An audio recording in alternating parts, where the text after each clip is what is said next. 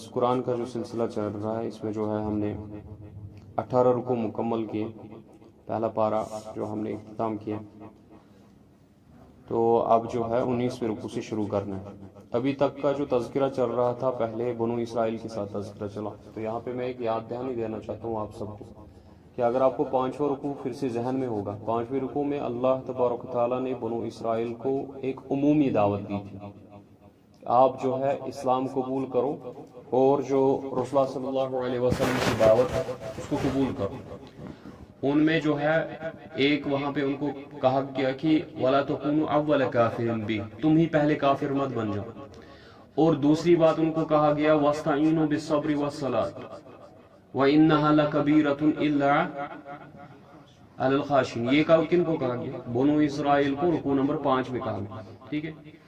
اب جب تحویل قبلہ کا مسئلہ آیا، یہاں سے کیا ہوا؟ یہاں سے امامت اب چینج ہو گئی، اب بنو اسرائیل سے چھین کے محمد رسول اللہ صلی اللہ علیہ وسلم اور ان کے واسطے سے ہم کو ملی۔ اب دنیا میں دین پھیلانے کی جو ذمہ داری ہے، جو امامت کا مقام ہے، یہ کن کو ملا؟ اب یہ مسلمانوں کو ملا۔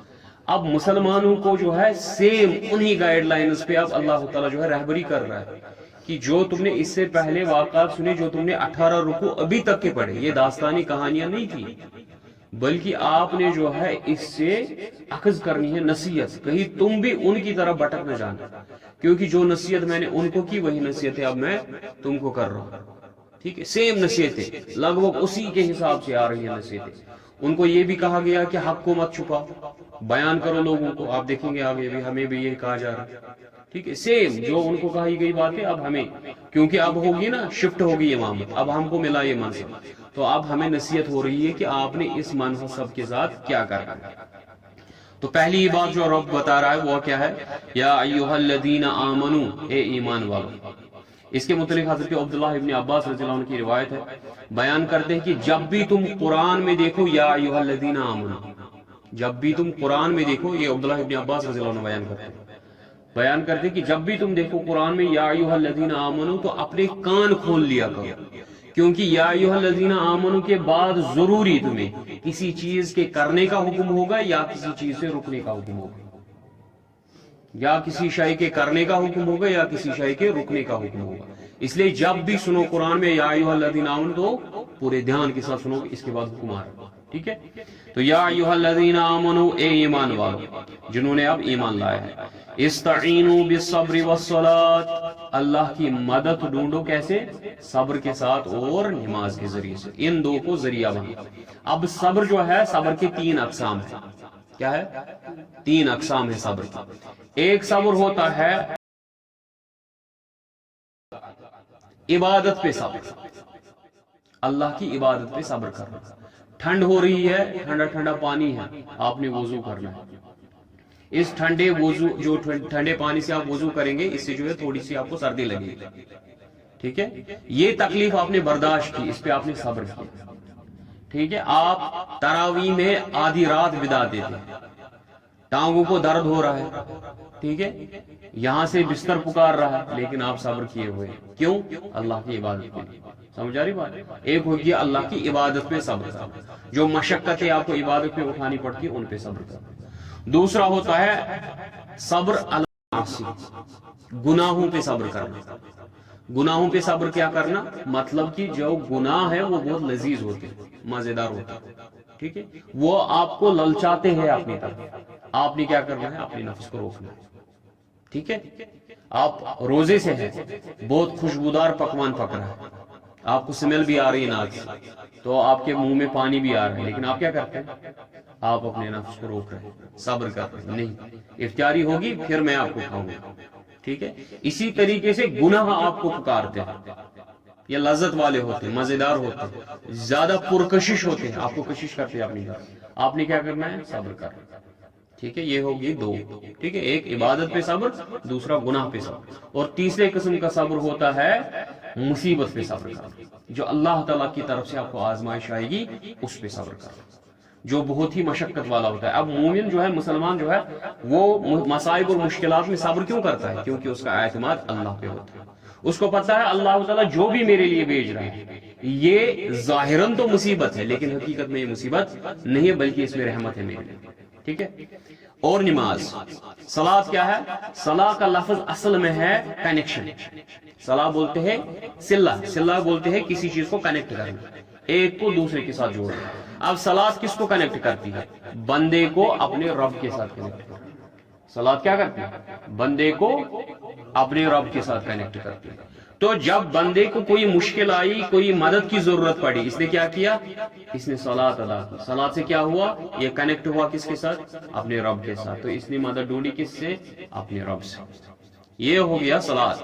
اب جو باقی حضرات جو اس سے معنی نکالتے ہیں جی اس سے غیر اللہ مراد ہے، تو نماز جو ہے غیر اللہ نہیں. آپ نے کسی کو دیکھا اے نماز مجھے بچہ ادا کر دے؟ کسی کو دیکھا ایسا بولتے ہیں؟ یہاں تک کہ آپ جو ہے نا بریلوی حضرات میں بھی کسی کو نہیں دیکھیں گے اے صبر میرے گناہ زیادہ ہے میرے گناہوں کو معاف فرما. دیکھا کسی جگہ؟ صبر سے مانگتے ہیں کوئی؟ نماز سے کوئی مانگ رہا ہے آج تک دیکھا کسی کو نماز سے مانگتے؟ تو یہ غیر اللہ کہاں سے ہوگی؟ غیر اللہ تو وہ قبر ہوگی جسے آپ مانگ رہے ہو. ٹھیک ہے. غیر اللہ تو وہ درخت ہو گیا جس کو آپ دھاگا باندھ رہے ہو کہ اس سے میری مرادیں پوری ہو جائیں گی. کبھی نماز کو دھاگا باندھا ہے؟ باندھو. کہاں پہ ہے نماز؟ دکھاؤ. صبر کہاں پہ ہے اس کو دکھاؤ، وہاں پہ دھاگا باندھیں گے. پھر نماز اور صبر ہمیں مرادیں پورے کریں گے. نہیں، یہ غیر اللہ نہیں ہے بلکہ یہ ذریعہ ہے، رب کی عبادت کا ذریعہ ہے. اور رب کے ساتھ جس شے کو وابستگی ہے وہ جو رب حکم کرے گا اس کے ذریعے عبادت کرو، ہم اس کے ذریعے عبادت کریں گے. رب کہے گا اس کے ذریعے عبادت نہیں کرنی ہے، ہم نہیں کریں گے. ٹھیک ہے. ان اللہ مع الصابرین، بے شک اللہ تعالیٰ صبر کرنے والوں کے ساتھ. اب صبر جو مصیبت، سب سے بڑی مصیبت ایک انسان کو آپ پہنچتی ہے وہ کیا آتی ہے؟ اپنی جان گوا دینا یا اپنے کسی عزیز کی جان گوا دینا. لیکن جو ہمیں منصب بخشا گیا اس میں آپ جو بھی تقدو کریں گے وہ اللہ کی راہ میں ہوگی. ٹھیک ہے.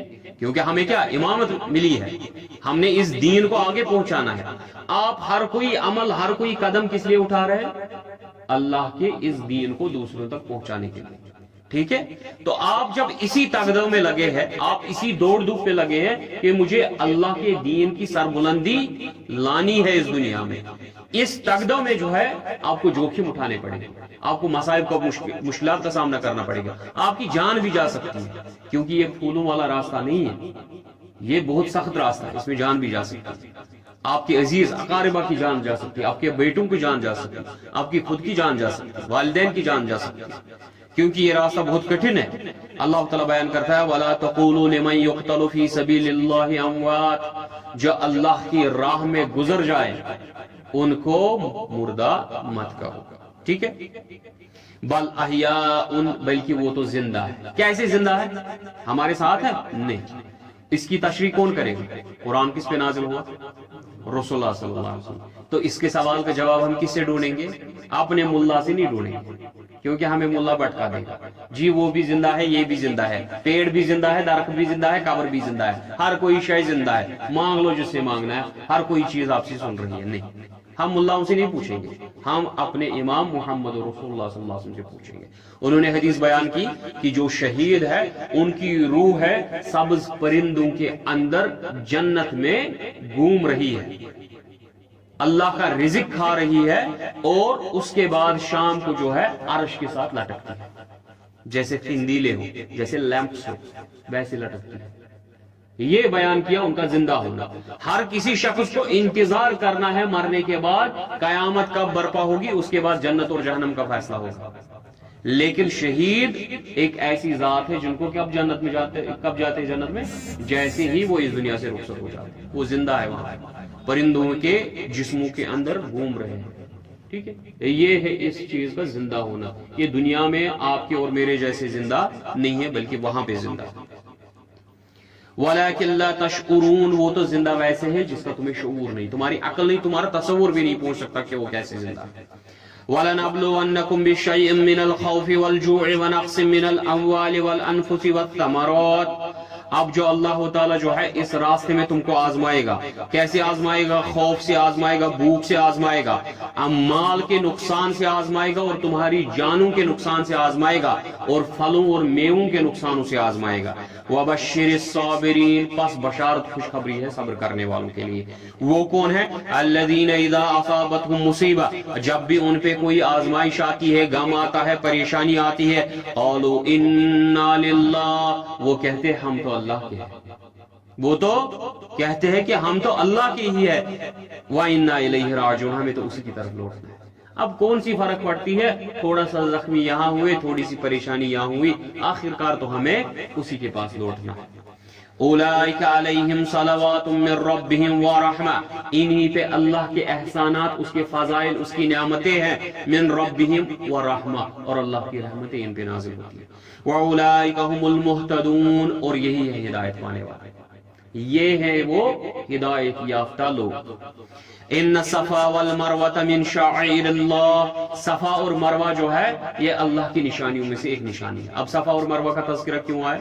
یہ بیسیکلی ان کے مشرکانہ عقائد پہ کاری ضرب تھی، کیونکہ صفا پہ ان کا ایک بت ہوا کرتا تھا تو جس کا صفایا نام تھا، اور مروہ پہ ایک بت تھا جس کا نام نیلا تھا. اب دیکھو مکہ کے مشرکوں کا عقیدہ کیا تھا، کتنے گلیظ اور گندا ان کا عقیدہ یہ تھا کہ اس صفایا اور نیلا نے زنا کیا کعبے کے اندر. اللہ تعالیٰ نے یہ جو ہے ابن کثیر علیہ رحمہ اپنی تفسیر میں بیان کرتا ہے، اگر کسی نے دیکھنا ہے اس واقعے کو تو وہاں دیکھ سکتے. تو انہوں نے زنا کیا کہاں؟ کعبے کے اندر. تو اللہ تعالیٰ نے ان کو سزا دی، ان کو پتھر بنایا. اب وہاں کے جو مکہ کے لوگ تھے انہوں نے لوگوں کے نصیحت کے لیے ان کو باہر رکھا، جی ایسی حرکت مت کرنا، دیکھو ان کا حال کیا ہو گیا. اب عبرت کے لیے رکھا ان کو باہر. اب جیسے ہی وقت گزرتا گیا انہوں نے صفایا کو صفا کے پہاڑ پہ رکھ دیا، نیلا کو کہاں پہ رکھ دیا؟ مروہ کے پہاڑ پہ رکھ دیا، اور ان کی بھی عبادت کرنی شروع کر دی. زانیوں کی عبادت شروع ہوگی. یہ ہوتی ہے حد جب ایک انسان اللہ کو چھوڑ کے غیر اللہ کو مانگتا ہے. پھر اس کو پتہ نہیں ہوتا کہ میں زانی کے پیچھے ہوں، ٹھیک ہے، کہ میں ولی کے پیچھے ہوں. اس کو سمجھ نہیں آتا، اس کی عقل جو ہے بالکل کوری ہو جاتی ہے، اس کو پھر سمجھ نہیں آتی. اب جو ہے اس بت کی وجہ سے صحابہ کے اندر یہ اضطرار تھا کہ ہم صفا اور مروہ کے درمیان صحیح کیوں کریں؟ کیا ہم ان کی عمل تو نہیں کر رہے؟ کیا یہ مشرک سے مشابہت تو نہیں ہو رہی ہے؟ کیا اس میں گناہ تو نہیں ہے؟ تو اللہ نے کہا ان صفا والمروہ من شعائر اللہ، صفا اور مروہ تو اللہ کی نشانیوں میں سے ہے. جس کا واقعہ جو ہے حضرت حاجرہ علیہ السلام کے متعلق جو ذکر ابھی جو ہے جمعہ کے خطبے میں بھی لطیف صاحب نے بیان کیا، جو آگے ہمارے پاس بھی آ جائے گا، اس میں قرآن میں اس کا ذکر ہے کہ کیسے جو ہے صفا اور مروہ جو ہے اللہ کی نشانیوں میں سے نشانی بنی. فمن حج البیت او اعتمر، پس جو حج کرے گا یا عمرہ کرے گا، فلا جناح، اس کو کوئی جو ہے گناہ نہیں ہے، علیہ ان یتوفی بہما، کہ وہ ان کے درمیان صحیح کرے، ان کے درمیان دوڑ دھوپ کرے، اس کو کوئی گناہ نہیں، یعنی اس کی مشابہت مشرکوں سے نہیں ہوگی. وَمَن تَطَوَّعَ خَيْرًا فَإِنَّ اللَّهَ شَاكِرٌ عَلِيمٌ، اب جو نیکیوں میں زیادتی کرے گا، جو زیادہ نیکیاں کرے گا، ٹھیک ہے. ابن کثیر علیہ رحمہ فرماتے ہیں کہ اگر کوئی 7 صحیح کے علاوہ 9 صحیح بھی کر لے، ٹھیک ہے، اور زائد صحیح بھی کر لے، یعنی ایک صحیح ہوگی، آپ کی دوڑ دھوپ 7 چکر ہو گئے، اس کے بعد آپ کا عمرہ اختتام ہو گیا، آپ نے پھر سے ایک بار صحیح کر لیا، تو جو اگر زیادہ بھی کرے گا، یہ ابن کثیر علیہ رحمہ فرماتے تو اس میں کوئی گناہ نہیں ہے. باقی مفسرین بیان کرتے کہ جو باقی نیکیوں میں زیادتی کرے گا تو اس کا کوئی گناہ نہیں، بلکہ اللہ تعالیٰ جو ہے وہ آپ کی زیادہ عبادت کو قبول کرنے والا ہے اور جاننے والا ہے. ان الذين يكتمون ما انزلنا من البينات والهدى، اب یہ آگے ہمیں کہ آپ کو دین نہیں چھپانا ہے، ٹھیک ہے، یہ نصیحت اب ہمیں آ رہی ہے جیسے ان کو آگے تھی. تو ان الذين يكتمون ما انزلنا من البينات والهدى من بعد بيناه للناس، ابو ہریرہ رضی اللہ عنہ اس کے متعلق روایت کرتے ہیں کہ اگر یہ آیت نازل نہ ہوتی میں ایک بھی حدیث بیان نہ کرتا، اگر یہ آیت نازل نہ ہوتی میں ایک بھی حدیث بیان نہ کرتا، لیکن مجھے حدیث بیان کرنے کے لیے مجبور کیا قرآن کی اس آیت نے. ان الذین یقیناً وہ لوگ یکتمون جو چھپاتے ہیں ما انزلنا جو ہم نے نازل کیا من البینات جو واضح ہے والہدا اور ہدایت ہے من بعد ما بیناہ للناس فی الکتاب جبکہ ہم نے اس کو واضح کیا بیان کیا لوگوں کے لیے کتاب میں اولئک یلعنہم اللہ ان پہ اللہ کی لعنت ہے ویلعنہم اللاعنون اور ہر کسی لعنت کرنے والے کی لعنت ہے جو حق کو چھپائے گا جو لوگوں کو اپنی پیٹ کی وجہ سے حق چھپا کے ان کے بیچ میں جو ہے قصے کہانیاں بیان تو کرتے ہیں لیکن حقیقت لوگوں کو نہیں بتاتے ان پہ اللہ کی بھی لعنت ہے اور لعنت کرنے والوں کی بھی لعنت ہے الا الذین تابوا سوائے اس سے اب بچیں گے وہ لوگ جو توبہ کریں گے واصلحوا اور اپنی اصلاح کریں گے وبینوا اور لوگوں کو یہ حق بیان کریں گے فاولئک اتوب علیہم پس اللہ تعالی جو ہے ان کی توبہ قبول کرے گا وانا التواب الرحیم اور یقیناً اللہ تعالی توبہ قبول کرنے والا رحم کرنے والا ہے ان الذين كفروا وماتوا وهم كفار یقیناً وہ لوگ جو کفر کرتے ہیں انکار کرتے ہیں حق کا اور مر جاتے ہیں اسی کفر پہ اولئک علیہم لعنت اللہ والملائکۃ والناس اجمعین ان پہ اللہ کی لعنت ہے ملائکہ کی لعنت ہے اور تمام لوگوں کی لعنت ہے لعنت کا مراد اللہ کی رحمت سے دور ہو جانا خالدین فیہا وہ اللہ کی اسی لعنت میں رہیں گے ہمیشہ ہمیشہ یعنی اسی عذاب میں رہیں گے لا یخفف عنہم العذاب یخفف عنہم العذاب ان سے عذاب جو ہے کبھی تخفیف نہیں ہوگی کمی نہیں ہوگی عذاب میں ولا هم ينظرون نہ تو ان کو مہلت دی جائے گی نہ تو ان کو اس سے نکالا جائے گا وَإِلَٰهُكُمْ إِلَٰهٌ وَاحِدٌ تمہیں کہا جا رہا ہے کہ تمہارا الہ تمہارا معبود تو صرف ایک معبود ہے تمہارا معبود صرف ایک معبود ہے لا الہ الا ہو اس کے سوا کوئی معبود برحق نہیں ہے هو الرحمن الرحیم وہ کیا ہے انتہائی رحم کرنے والا اور ہمیشہ رحم کرنے والا ہے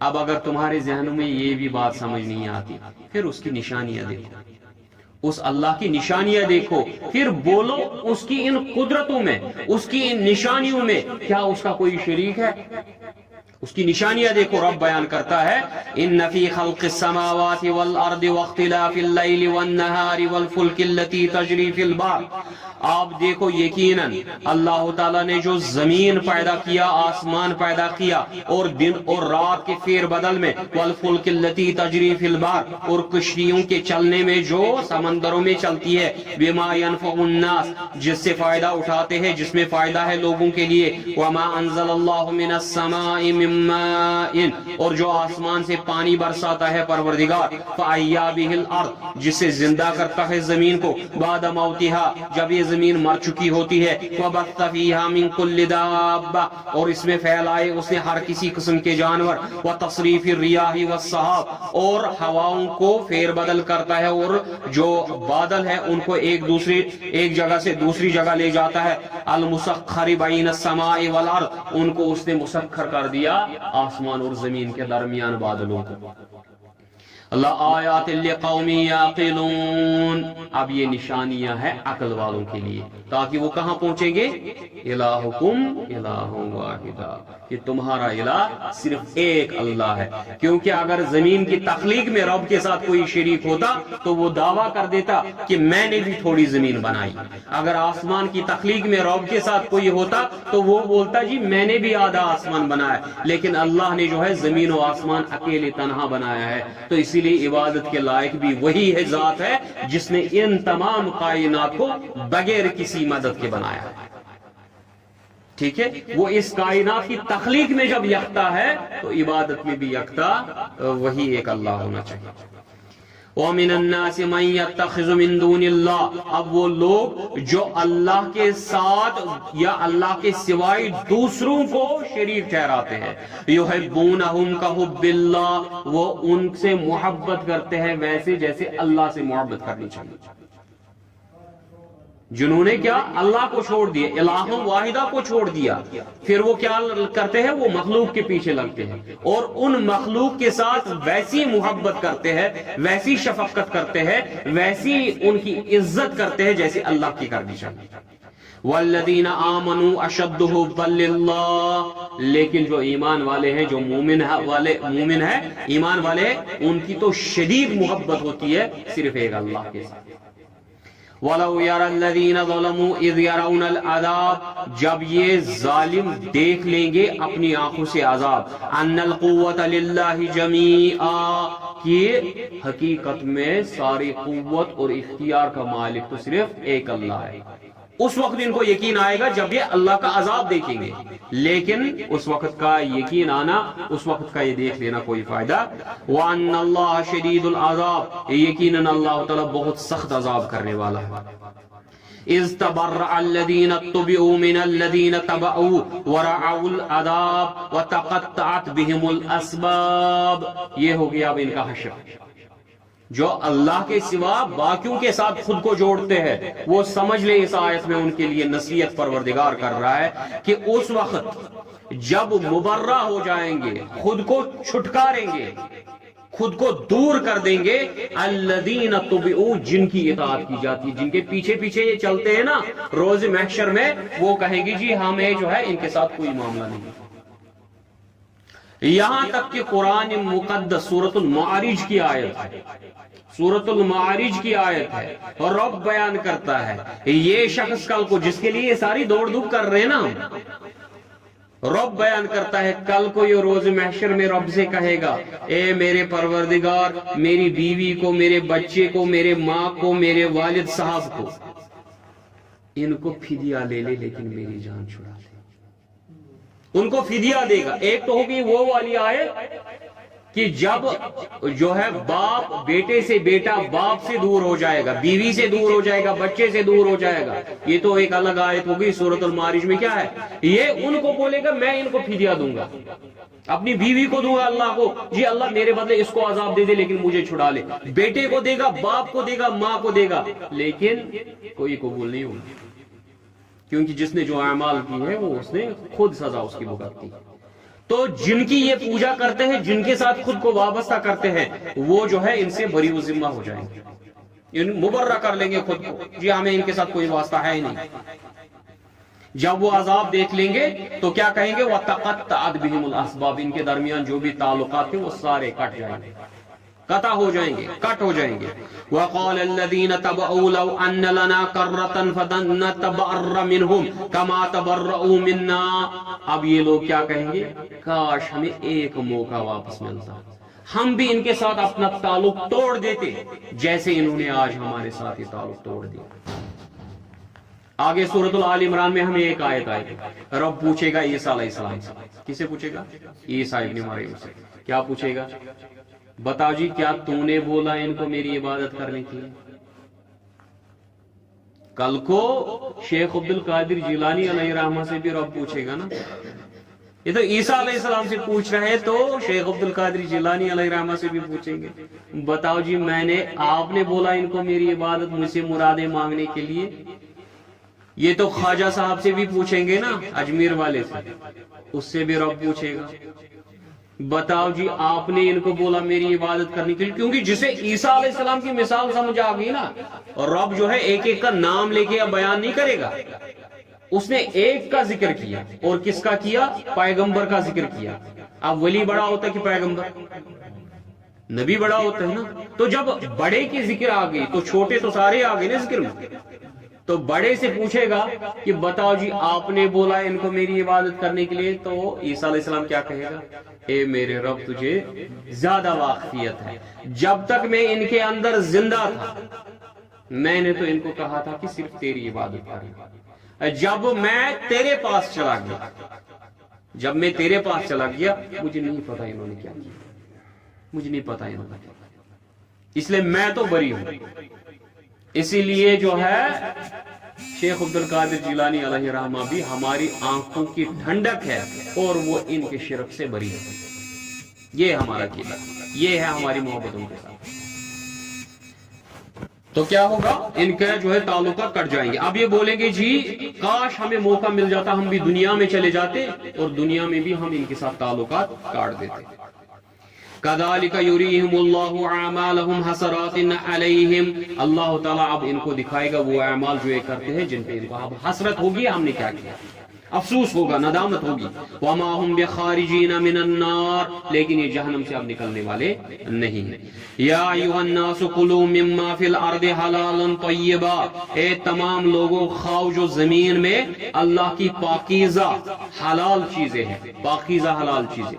اب یہ ونس اگین ان کے جو ہے مشرکانہ عقائد پہ کاریزار ہے. یہ کیا کرتے تھے؟ یہ کرتے تھے کہ یہ لات عزا منات کے نام پہ جانوروں کو چھوڑ دیتے تھے، پھر بولتے تھے ان کا کھانا کسی کے لیے حلال نہیں ہے، یہ جہاں چاہے وہاں منہ مارتے پھرے، لیکن آپ ان کا گوشت نہیں کھا سکتے، ان کو ذبح نہیں کر سکتے، کیونکہ یہ فلانی اس کے لیے ہے، اس کے لیے ہے، اس کے لیے ہے. تو اللہ نے کہا جو میں نے رزق تمہارے لیے بنایا ہے نا، اس کو پابند مت کرو، فلانی چیز حلال ہے ان کو کھاؤ پیو. ولا تتبعوا خطوات الشیطان، شیطان کے نقش قدم پہ مت چلو. کیوں؟ انہ لکم عدو مبین، کیونکہ وہ تمہارا کھلا دشمن ہے. انما یامرکم بالسوء والفحشاء وان تقولوا علی اللہ ما لا تعلمون، وہ تو تم کو حکم کرتا ہے برائی کا اور بے حیائی کا. شیطان کس کا حکم کرتا ہے؟ برائی کا اور بے حیائی کا، اور اللہ کے بارے میں وہ باتیں کرواتا ہے جو اللہ نے کہی نہیں.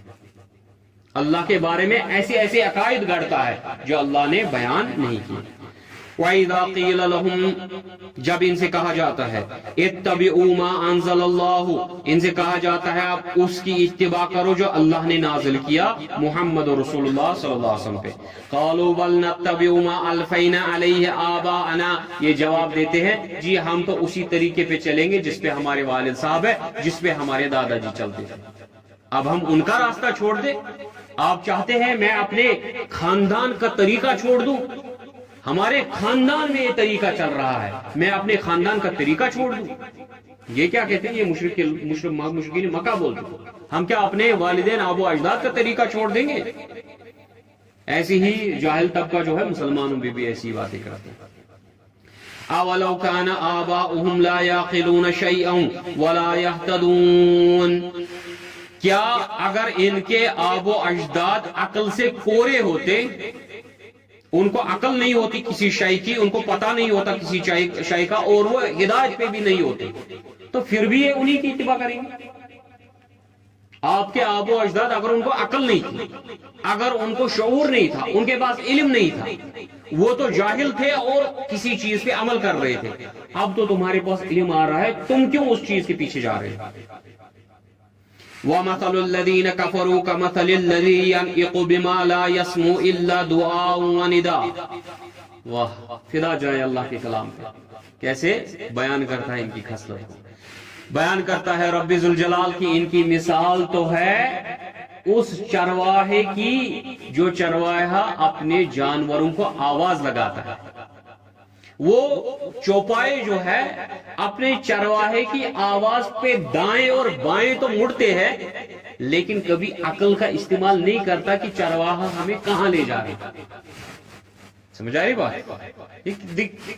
کتنا جو ہے نا وہ زبردست کلام رب کا کیسے بیان کرتا ہے ان کی خصلتوں کو، کہ ان کی مثال تو اس جیسی ہے جو کلام تو سنتا ہے لیکن یہ سوچ بوجھ نہیں رکھتا، صرف جسے کہتے ہیں نا ڈائریکشن سنتا ہے، ڈائریکشن سنتا ہے، اس کو جو ہے راستہ تو سنتا ہے لیکن یہ سمجھ سے آ رہی ہے کہ میں صحیح راستے پہ جا رہا ہوں کہ غلط جا رہا ہوں. رب نے کہا سمن بکمن امیون فہم لا یعقلون، یہ گونگے ہیں، بہرے ہیں، اندھے ہیں، ان کو تو کوئی عقل نہیں.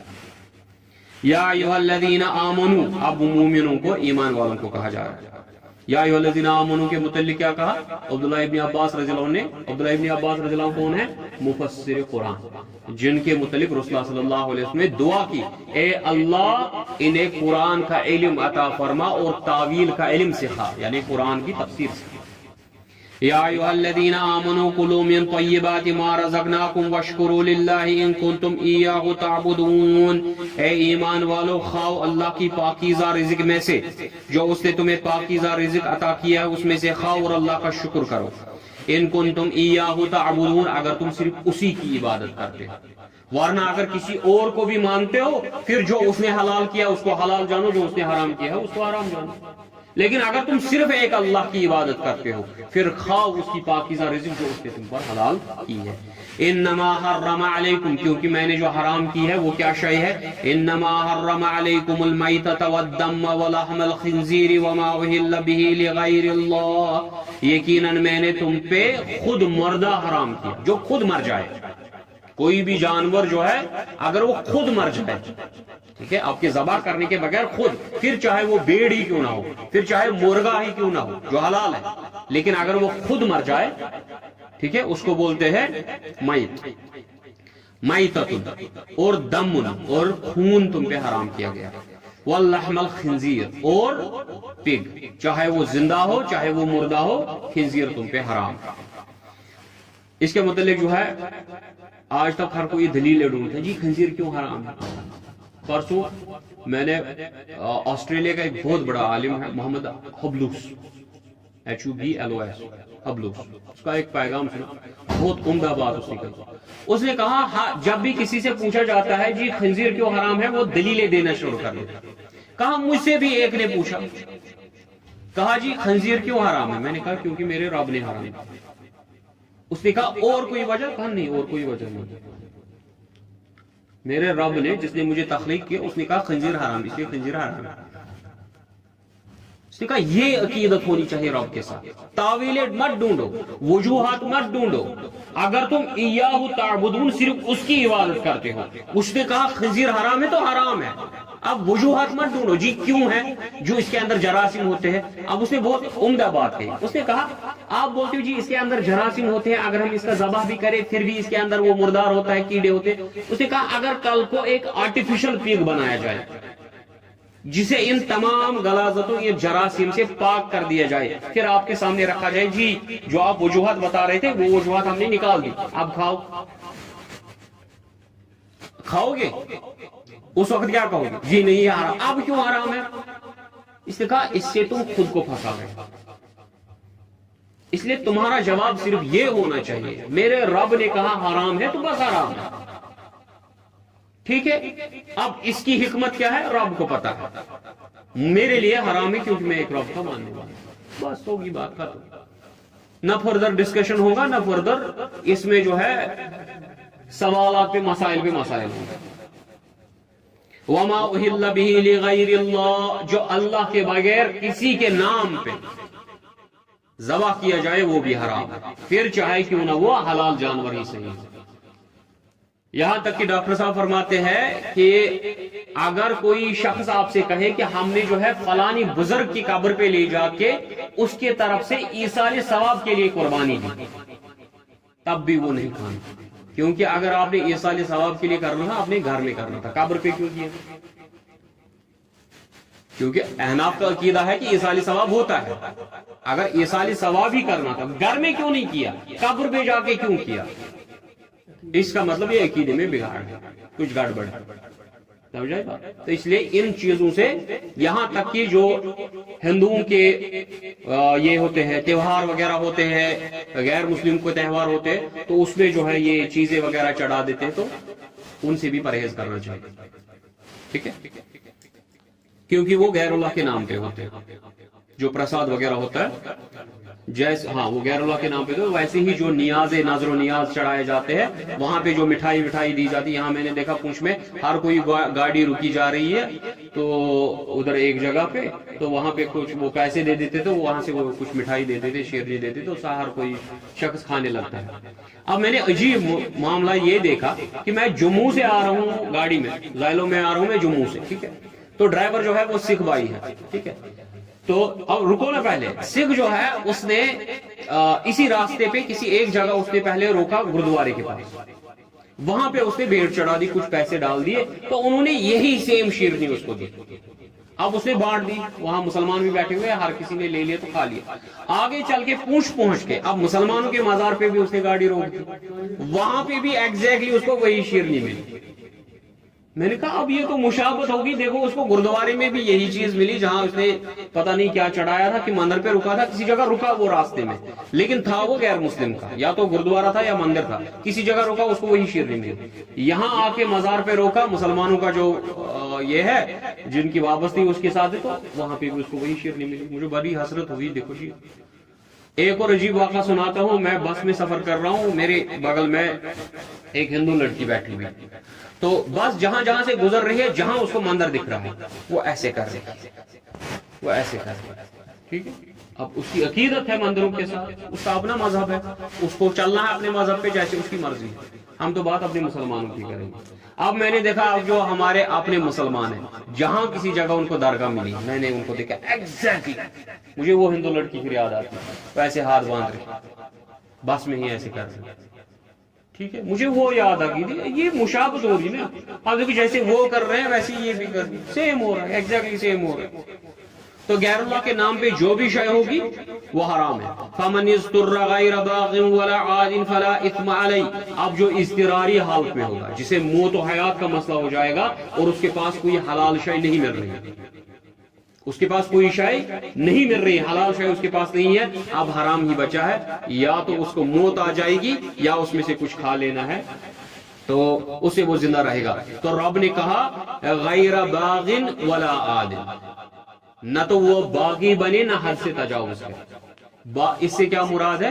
یعنی وہ ڈھکارے لے لے کے نہ کھائے اس میں سے، بلکہ اب اگر حرام پہ ہی نوبت پہنچ گئی، آپ نے اتنا لینا ہے جس سے آپ زندہ رہیں، جس سے آپ بچ جاؤ، جس سے جان بچ جائے، بس اتنا ہی لینا ہے، ڈھکارے نہیں لینی ہے، اتنا کھا جاؤ گے۔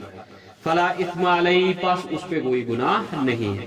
ان اللہ غفور الرحیم، یقیناً اللہ تعالیٰ مغفرت کرنے والا رحم کرنے والا ہے۔ ان الذین یکتمون ما انزل اللہ من الکتاب، وہ لوگ جو چھپاتے ہیں حق کو جو اللہ نے نازل کیا اپنی کتاب میں، ویشترون بہ ثمنا قلیلا، اور اس کو بیچ دیتے ہیں کچھ پیسوں کے عوض یا اپنے پیٹ کے عوض۔ اب دیکھو کتنی مشابہت ہو رہی ہے اس آیت کی ہمارے ملاؤں کی، جو قرآن کی آیتوں کو بیچ کھاتے ہیں بس حلوے کے لیے، اپنا پیٹ بھرنے کے لیے۔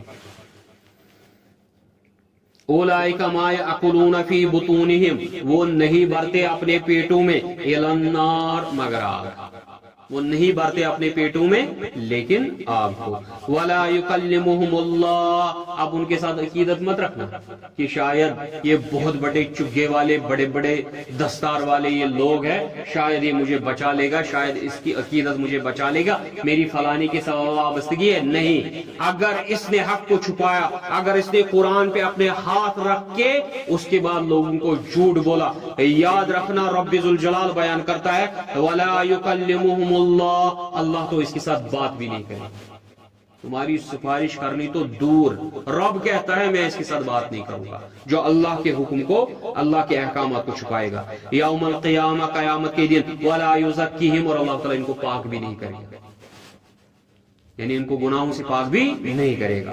وَلَهُمْ عَذَابٌ عَلِيمٌ، اور ان کو دردناک عذاب ہوگا۔ أُولَئِكَ الَّذِينَ اشْتَرَوُا الضَّلَالَةَ بِالْهُدَى وَالْعَذَابَ بِالْمَغْفِرَةِ۔ اب اس آیت کی مشابہت کہاں ہو رہی ہے؟ وہ والی آیت، ٹھیک ہے، جو دوسرے رکوع میں ہم نے پڑھی تھی کہ انہوں نے اپنی جانوں کو بیچ دیا کس کے عوض، ٹھیک ہے، انہوں نے ہدایت بیچ دی گمراہی کے عوض۔ یہاں بھی کہا جا رہا ہے اولئک الذین اشتروا الضلالۃ بالہدی، انہوں نے جو ہے گمراہی خرید لی ہدایت کے عوض، والعذاب بالمغفرہ، عذاب خرید لیا مغفرت کے بجائے، فما اصبرهم علی النار۔ اب اللہ تعالیٰ ان سے تنزیہ کرتا ہے، یہ ہو گیا رب کا مذاق، واہ کتنا صبر ہے تمہیں اس آگ، ہاں کتنی برداشت کرنے کی قوت ہے تمہیں اس جہنم میں، کیسے خود کو جہنم بنا کے ایندھن بنا رہے ہیں۔ ذالک بان اللہ نزل الکتاب بالحق، ان کو یہ عذاب کیوں ہوا، کیوں اس کی صحبت ان کو بھگتنی پڑی؟ کیونکہ اللہ نے اپنی کتاب میں حق بیان کیا تھا۔ وَإِنَّ الَّذِينَ اخْتَلَفُوا فِي الْكِتَابِ لَفِي شِقَاقٍ بَعِيدٍ، اور جس نے بھی اس کتاب کے اندر اختلاف کیا وہ اپنے ضد اور ہٹ درمی کی وجہ سے اس راہ راست سے بہت دور چلا گیا۔ وآخر دعوانا الحمدللہ رب العالمین۔